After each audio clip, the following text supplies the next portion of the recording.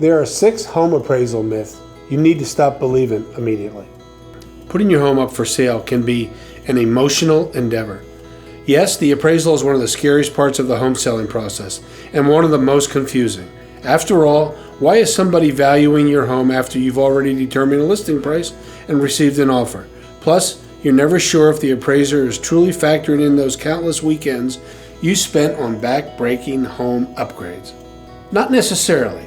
Think of the appraisal as a tool for removing emotion from the equation between the two sides who desperately want to make a sale, and understand that it's completely natural to be a bit confused about just what exactly helps add value to your home in the appraiser's eyes.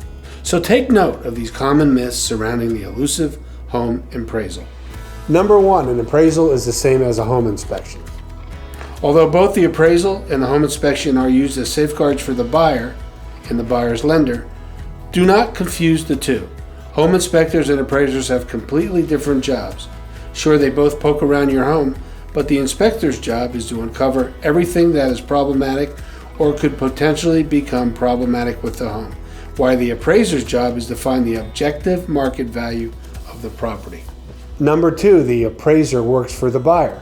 The buyer pays for the appraisal, but the appraiser works for and is hired by the lender. It doesn't matter if you and the buyers have agreed on a price. The buyer's lender needs to be on board because it's the lender's investment as well. Number 3, an appraisal will give you the exact number of what the buyer will pay.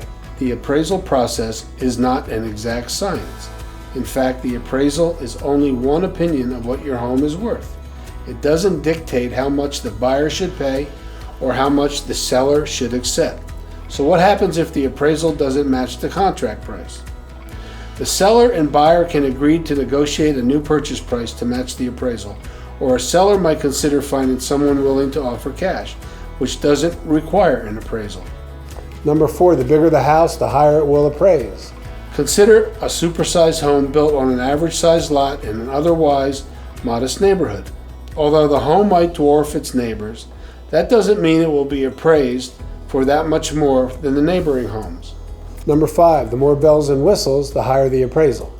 This situation can be hard for sellers to wrap their heads around, but if you've overly improved your space with amenities that don't exist in surrounding homes in your neighborhood, there's no nearby sales data that the appraiser can use to decide just what those amenities are worth. And that goes for your decor too. You might think your home is worth more because of the impeccable vibe that you or your stager have given the house. But the appraisers ain't got time for decorating divas. They make a straight value judgment on the quantifiable aspects of the house. That is, square footage, number of rooms, and the other measurable data. Number 6, all amenities are created equal. If you equipped your home with an in-law suite, a sexy tiki bar, or a home exercise space that actually makes you want to work out, well, we applaud you. But if you've converted your garage to do so, don't expect the same home appraiser to give you props. Your house has a garage for a reason. Most people want to park their cars where they safely are protected from the elements and break-ins.